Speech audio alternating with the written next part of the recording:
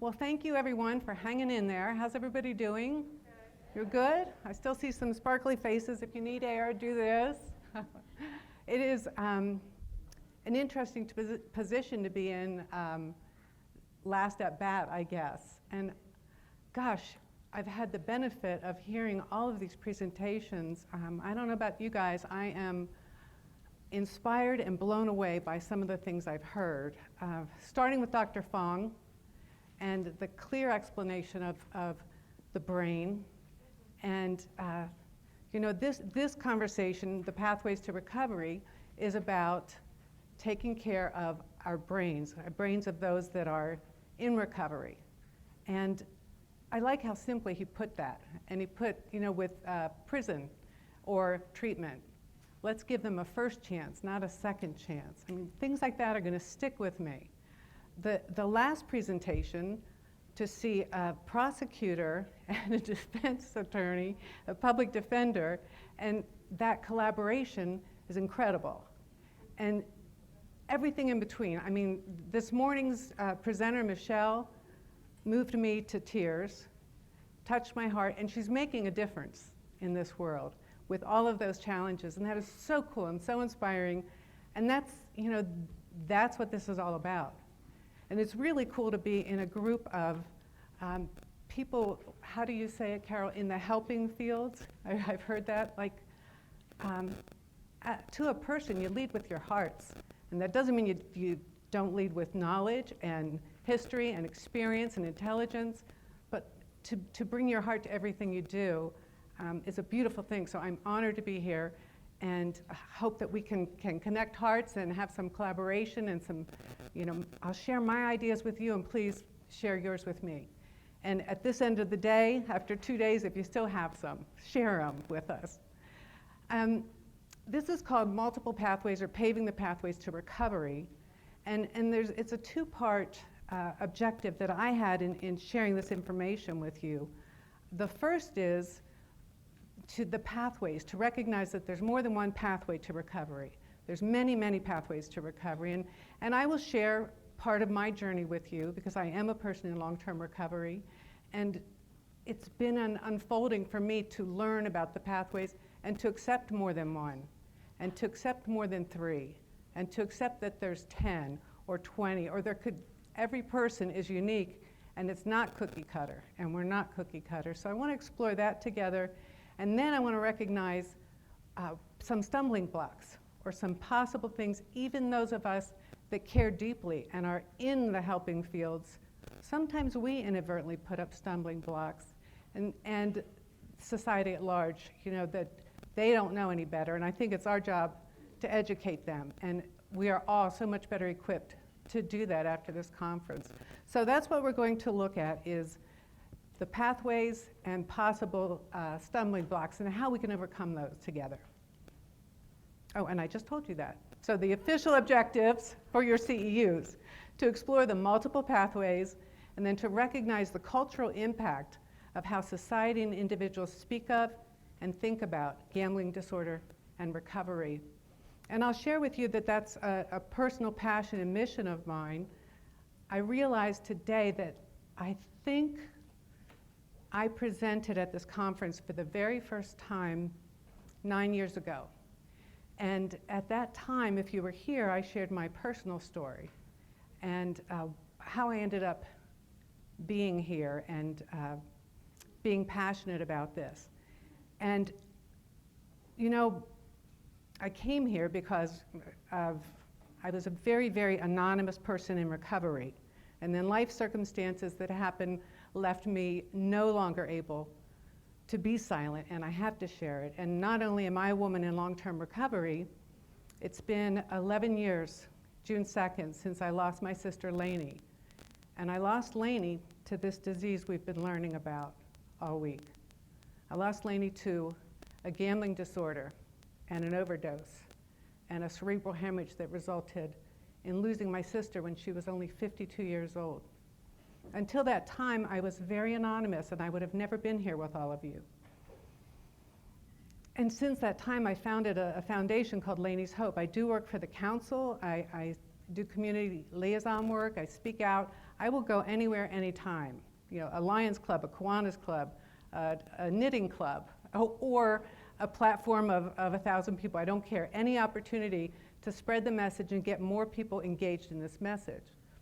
But the reason I mention Laney's Hope is that our mission from day one has been to humanize and illuminate the disease of compulsive gambling, now changed to gambling disorder. To humanize and illuminate. And I mean, that's been so beautifully done here this week. I don't think anybody could have done it better than Michelle Malkin. Humanize and illuminate it, right? And so I want us all to be thinking along those lines more, because that's where stigma comes from. I think it comes from lack of understanding. My mentor, who happens to be Carol O'Hare, who's now my sister friend, has taught me that there's no wrong door to recovery. My mentor got that from her mentor, Dr. Rena Nora. I never met Dr. Nora, and I certainly know her daughter, Judge Cheryl. We've all met her today. But Dr. Nora said there's no wrong door to recovery. There's no wrong door. That means so much more to me today as I walk this journey. And what that means is, if it's working for someone, you know, I don't need to impose my recovery brand or my steps with them. I need to assess what's working for them, what they're doing, what's working, what's not. I'm not a clinician. I am a peer support specialist, and I'm also certified now with the ICGC clergy and layperson. But I never really cared about getting certification in this field, because that's you guys. I just want to spread the word and get more people to come to you for treatment, to not be in the court systems, to help the society at large understand it. So there's no wrong door. What does that mean to us? One of the doors that we take for recovery is professional treatment.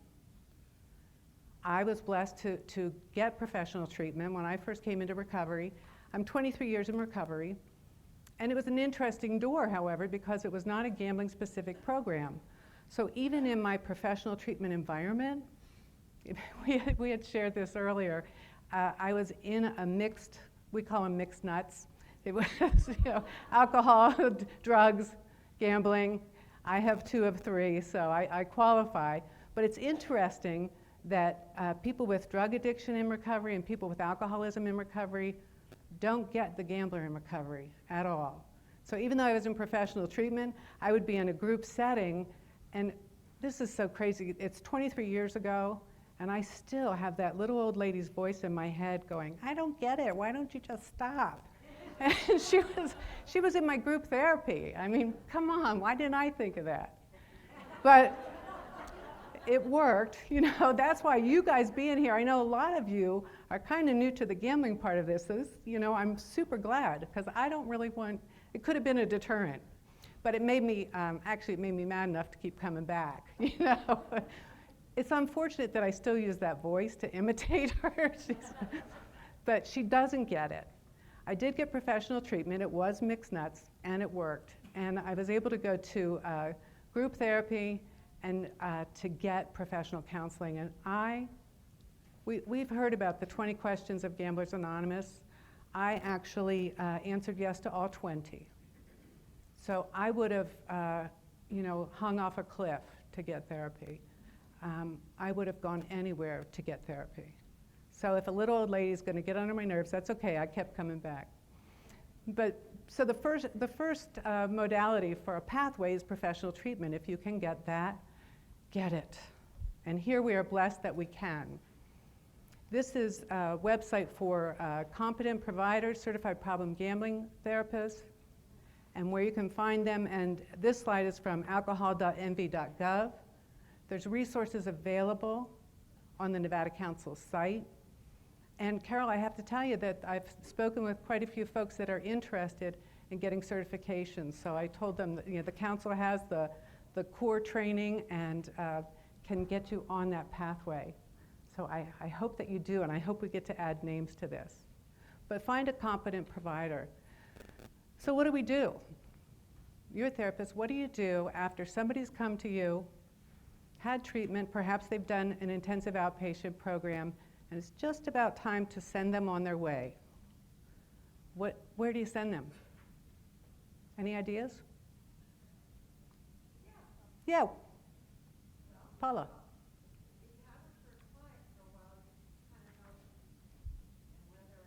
Mm-hmm.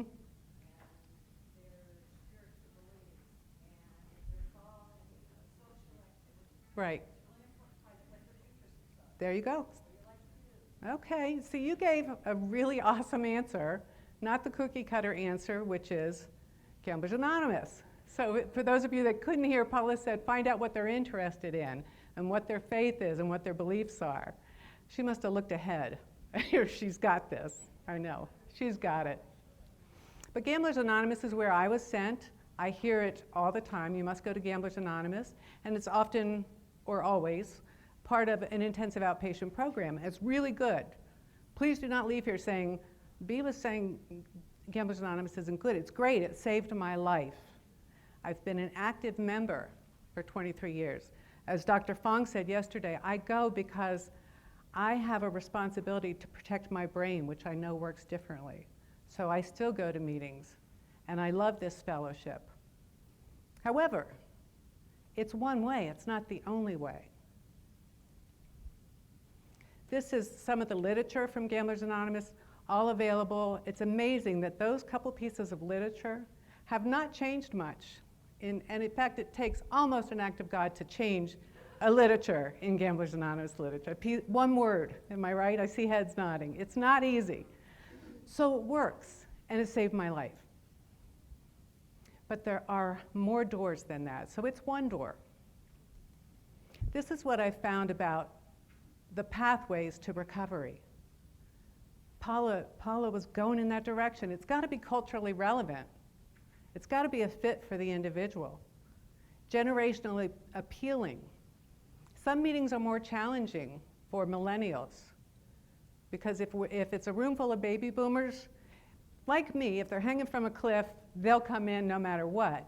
But culturally appealing and generationally appealing is important. Belief compatible. It's got to be a fit for them. Respectful of individual character traits and learning styles.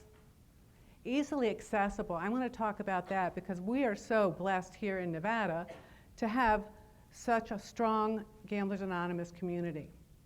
But what else is there, right? And it's got to be accessible. And for some people in the middle of our state and the outskirts that aren't, Nevada is more than Las Vegas and Reno Sparks, right? It's much more than that. And it needs to be accessible for those folks.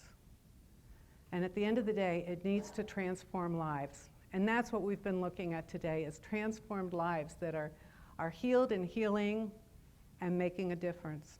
So I want to look at some of those. The first, culturally relevant. I chose a Native American image because it's a very unique culture from many perspectives, spiritually, community. The Wellbriety movement. Is anybody familiar with that? Yes, yes, yes. I had the blessing of going to a presentation by Don Coyhis. Does anybody know Don? He's phenomenal. If you don't, check him out. It's Coyhis, Don Coyhis. And he is, who would I compare him to in our field? He's like the Dr. Custer of Native American wellness, and especially healing from alcoholism, but healing in general. And spoke so beautifully and presents how important culture is and how different it is. And it's got to be culturally relevant. So the White Bison movement was a part of that for the Native American culture. It needs to be generationally appealing. Smart support. I was at an event in actually my alma mater, Indiana University of Pennsylvania, and this young man had just launched an app called Smart Support. It was specifically tailored to drug and alcohol. And I actually don't know if he's, how the launch is going and if it's still live, so forgive me if that's the case, but it's really an example to say generationally appealing. Totally would not work for me to say, I got to check in on my cell phone for my recovery, because that's not the way I'm wired, right? I would put the phone down and go do something, right? But for a certain amount of our population, that's actually a way of connecting. So it's got to fit the individual. I also included hyper. which is helping young people experience recovery. And again, that is not generationally appealing to me, because I don't come to recovery to get hyper. I come to get calm, right? To find peace. But if my kumbaya recovery is turning off a millennial or a Gen Y or a Gen X, they got to find their own way and their own path. It's got to engage them. And if they say, oh, everybody's sitting in a circle singing kumbaya and I'm bored out of my mind, then let's find the hyper for them. So know who it is, and don't fit them into your brand of recovery or your treatment aftercare. Belief compatible. I think probably most people in here are familiar with Celebrate Recovery. Is that yeah? Yeah. Great nationwide national program. It's probably international program. Offered through a lot of the faith institutions, the Christian faith, and it's a Christ-centered recovery program. Now that's not going to work for an atheist or a humanist, right? It's not going to work necessarily for a Jewish person. You got to know who is needing to be fed. But Celebrate Recovery works, and I will tell you, and I told you when I first came in, I would do anything you told me. I will still pretty much, but I have more filters now so I can think things through. But I was told, go to GA, go to 90 meetings in 90 days, do that, and I was hanging out in, this is weird, I hung out in some scary places when I was gambling.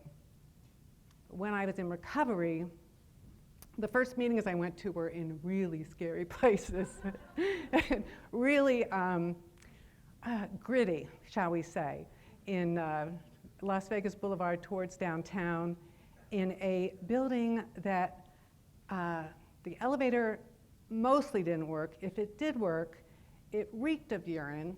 It was not a pleasant experience. If the elevator was broken, I have literally taken the stairs and had to step over human feces to get to my meeting. I'm not kidding. And you know what?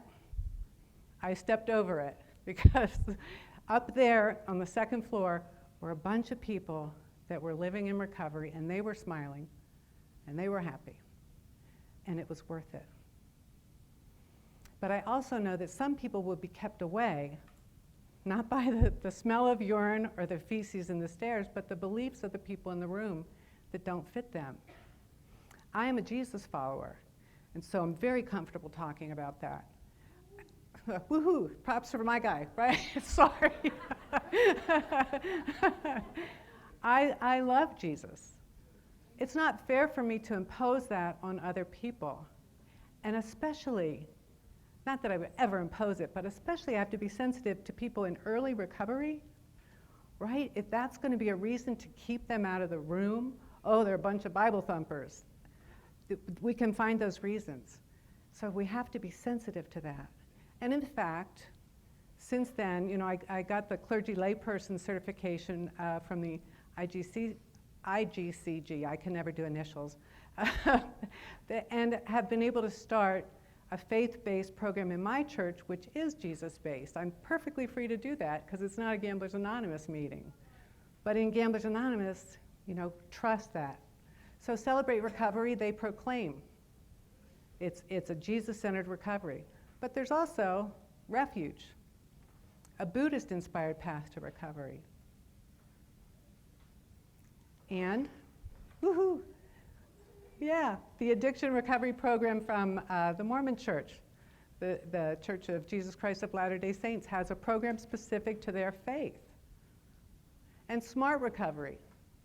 So maybe somebody is not comfortable with the God thing, as they'll say. You know, they need to be able to get the message.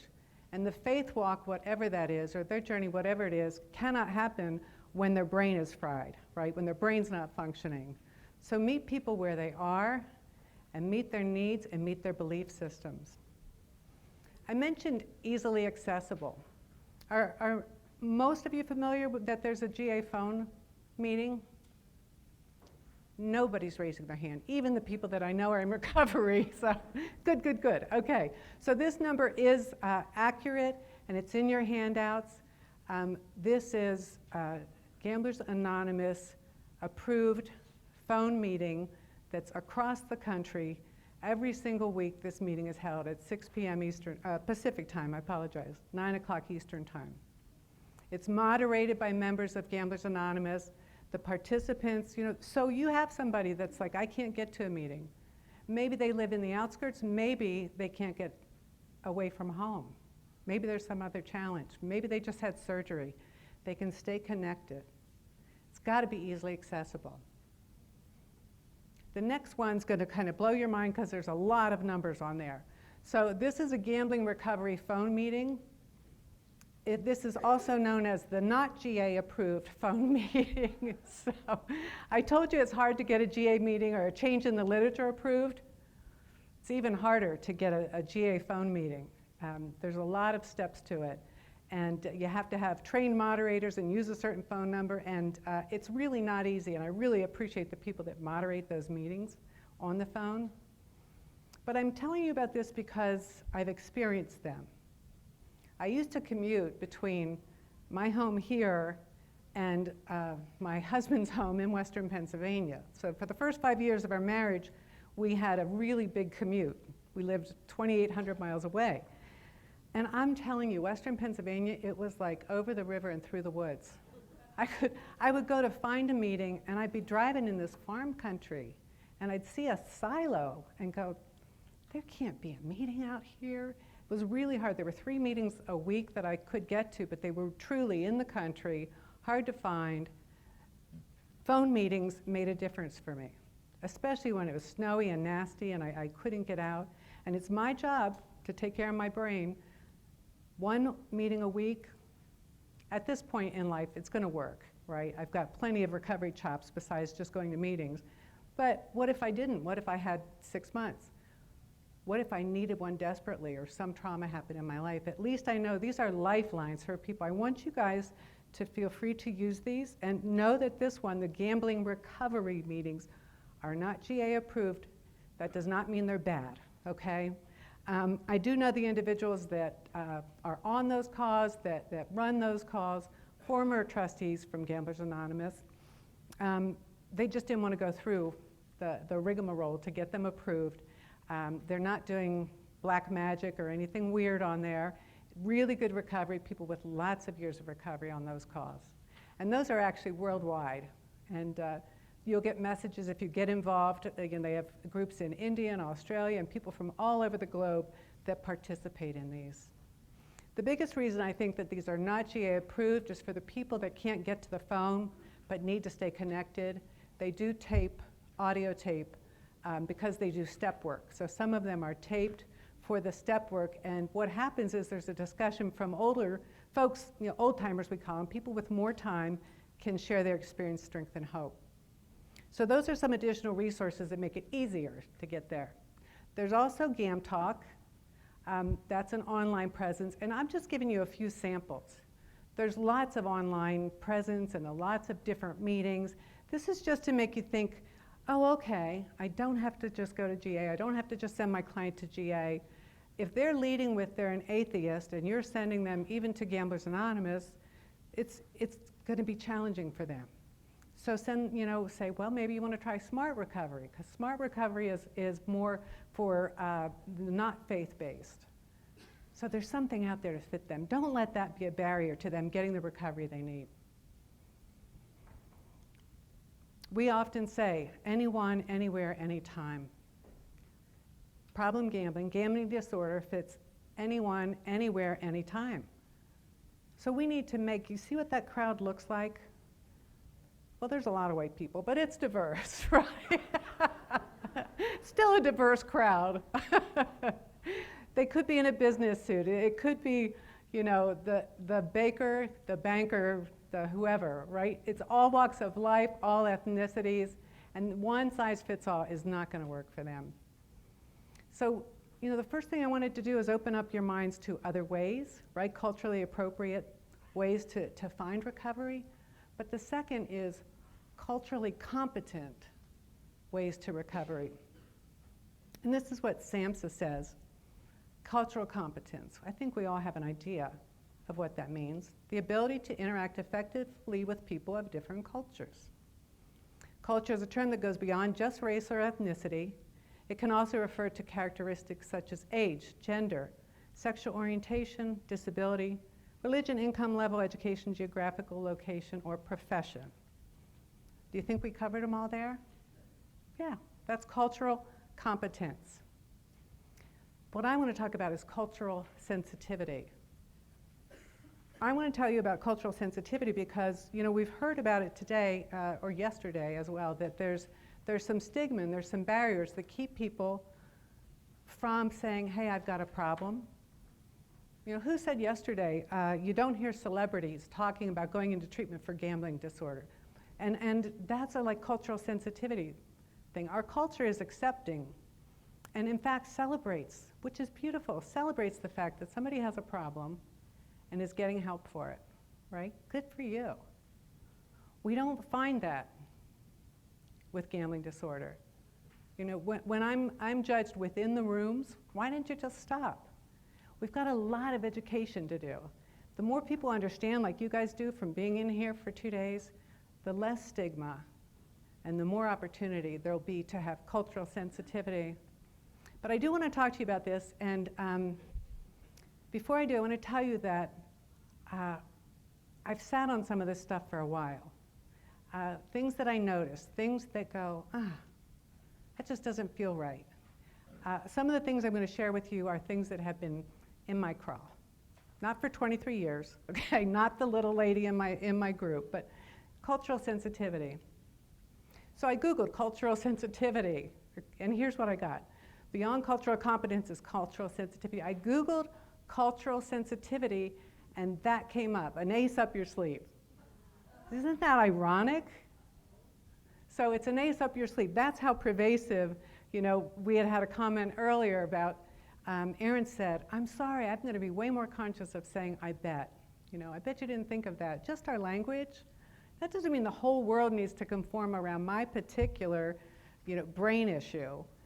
But sensitivity within treatment providers, within those of us that are in the field, we've got work to do. So I thought that was funny and ironic. So here's the thing, we're talking about pathways. What if the door is open but access is limited? What if all those doors we talked about, I don't care what door you go through any door, just go through the door. And then there's a block like you're not understood, or there's a block like somebody's judging you, or there's a block like somebody goes, you're not one of those degenerate gamblers. Those are blocks that keep people from getting the treatment they need. So let's talk about cultural sensitivity. Awareness of the person, we've heard that more than once today. Awareness of the person, in fact, Danny had it in her presentation, you know, as one of the criteria is to be person-centered, to use appropriate language, assuring the message is age and person or client group appropriate, and puts the person first and the disease second. Yeah, I'm not a compulsive gambler, right? I'm not the compulsive gambler. I have a gambling disorder, but it's not like the label. I don't walk around with, oh, there's the compulsive gambler, so put the person first. Here's what's cool. Did you guys know that there's a law that mandates it? That happened just this last legislative session. So it's AB 367, Nevada Revised Statute, says that we are now to use language that's viewed as respectful, that puts a person first, okay, before referring to the disorder. So it's the woman, the man with the gambling disorder. And that actually, they called it the anti-stigma law. That is pretty cool. So yay, right? I think, yeah, right? When you have to mandate it, you know, at least it raises awareness, and that's the goal. So my disclaimer, the following slides are presented through my personal lens, and that is one of a woman in long-term recovery from alcoholism and gambling disorder. So I have put that in there to protect the innocent. This is my opinion, okay? It's my disclaimer.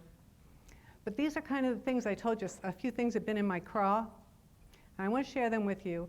Here's the difference, though. I've had some of these images for a while.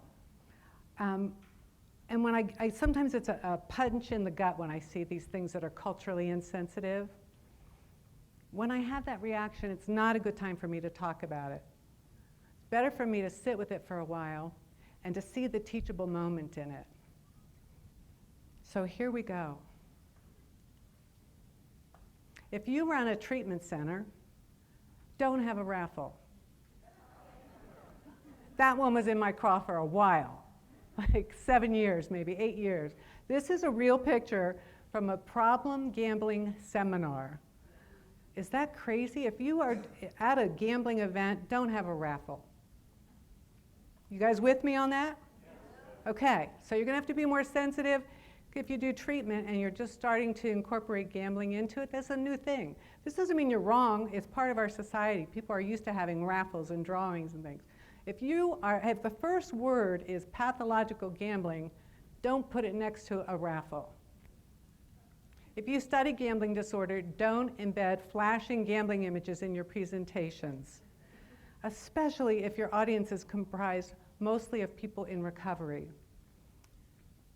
Many of us here have experienced that, and this is a slide from the NCRG, they do lots of studies. And the studies that we do have come from them. But during a presentation, there were lights flashing. Many of us are in long-term recovery, and we're triggering. I literally turned my back on the presentation. I can't look at that. But you know, the world at large doesn't need to know that. If you're the National Center for Responsible Gaming and you study this stuff, you should already know that, and don't put it up there. Okay, I'm still mad about that one, sorry. Okay. If you're speaking on gambling disorder, don't present data from studies on alcohol use disorder. Yes, thanks, Lynn. Yeah, I know that there's limited studies. Use what we have, get more studies, but don't insult us by putting up studies on alcohol use disorder. They are not the same. If you run a healthcare facility, don't use a slot machine to dispense hand sanitizer. These things getting obvious to you guys now? But you know, some marketing person could say it's a great idea, it's catchy, it's Las Vegas. They didn't think, you know what? Gambling disorder is a very serious public health issue. We should not do that. But you guys all will now. So when you're doing this stuff, think, this one kills me. If you have a special offer on photos, don't promote it with a 10-year-old girl rolling dice. That should be a no-brainer. Would you have a 10-year-old girl having a shot of Jack or something? Cultural competence. If you have a faith-based all-recovery meeting, don't ask the participants to roll dice to see who speaks next. Yes, this did actually happen to me. So they still don't know what to do with us gamblers. Let's see who goes first. The next thing they did, they had human bingo. And I'm like, oh, Lord, I was with one of my sponsees, and I said, just don't make a bingo. But they should be aware, right? They should know better. And this one is currently on the Plaza Las Vegas. $50 says I don't have a gambling problem. If your casino has a responsible gaming policy, don't make public jokes about problem gambling. That's not okay. That is not the Caesars model. So consult with problem gambling experts and certified problem gambling counselors. Include individuals in recovery on your advisory team. Very important. Because we see things differently. Like, you're not necessarily going to catch this, and that's okay, and especially if you're new to it. But I'm going to say, oh my gosh, well-intending people put cute slides and it's got like a royal flush to make their point about gambling. Don't do that, okay? It's not good. You wouldn't do that if you were treating an alcoholic or a drug addict. You wouldn't put an image of their drug on the presentation to help them. Follow the language guidelines from the National Council on Problem Gambling and ask yourself, would I use this language or imaging if I was discussing another addiction or mental health disorder? The National Council on Problem Gambling has provided language guidelines. This was a direct result of their recovery committee, and actually our friend Ted Hartwell was very instrumental in getting this approved. Use language that puts the person first. Well, that's now a law in Nevada. Avoid using stigmatizing terms. Share the solutions that exist. Why tell the problem? I'm not going to tell you about gambling disorder and you need help and here's, you need recovery and not tell you how to get it. So offer solutions. Provide details of the solutions. Humanize the disorder. And communicate information about multiple pathways of recovery. I hope we've gotten that today. And here's what the NCPG says. It is imperative that we begin to linguistically shift the blame for gambling disorder away from the people afflicted. We need to redefine the way we discuss the issue so that the disorder that carries the focus of the burden rather than the person. And from my friend Carol O'Hare, just having multiple pathways is not enough. We need to pave these paths by ending stigma and adopting sound public policy that encourages and supports recovery from gambling disorder. Every one of us in this room can affect that change. And finally, how can you help? When you're talking about addiction and recovery, please always include gambling disorder if it's appropriate. And I have #EndGambling, and I'll tell you why that's there is because I have, for a while, felt like any little sisters, little brothers in the room, I felt like the little sister at any meeting we would go to, and they were saying, if you struggle with, if you've been impacted by drug addiction or alcoholism, this will affect you. Or here's a recovery movement for people with drug addiction and alcoholism. And I'm going, and gambling, and I feel so annoying. Like, it feels like, please care about this. People do need to care about it. For a while I was feeling like, oh, am I just annoying? Too bad. I'm going to be annoying. Till it's second thought for people, right? It's top of mind for them to say, oh, we're having a recovery event. Have we spoken with the Nevada Council? Does this have end gambling in it? Does the peer support specialist training, does that include gambling disorder? It includes all of these other things and gambling. So the #EndGambling. Just, when you're putting something on Twitter, when you're putting something out there, include gambling. Think about gambling in it. And I think that, if we are top of mind, the final thing is changing your mind and having this be top of mind. Does it pass that test? Would I speak this way if I was talking about another addiction? Oh, okay, maybe not. Okay. Check in with somebody who's in recovery from the disorder. They'll be happy to help you. All of these things are opportunities to teach others, to educate them. We strive for that, to humanize and illuminate the disease of compulsive gambling disorder. Can't do that alone, can't do that with Carol's staff of 4 amazing staff. It takes all of you, so if you start doing these things and say, I better check in with the Nevada Council, oh, let me check the National Council's language guide, see if we've covered it, we can make a big difference. And I appreciate all of you. I hope that I've been able to humanize and illuminate the disease, open your mind to some pathways you hadn't thought about, and I'm happy to take any questions at this time, or we can all go. Thank you.